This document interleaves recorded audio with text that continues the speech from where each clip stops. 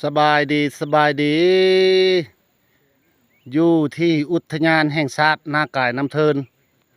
แขวงขมวนสปปลาวธรรมชาติสวยสดงดงามพี่น้องเอ้ยเก็บภาพสวยๆงามๆคอยคำลงแรงมาให้เพื่อนมิตรสหายเบิ่งสหายชมสปปลาวอุทยานแห่งชาติบ้านหมากเฟืองเขตผู้ดอยเมืองนากายเก็บมาให้เบิ่งงามบ่พี่น้องงามบ่ธรรมชาติภูผาป่าดงเมฆหมอกภูป้านภูทูนงามบ่สปปลาวพี่น้องอุทยานแห่งชาตินากายน้ำเทิน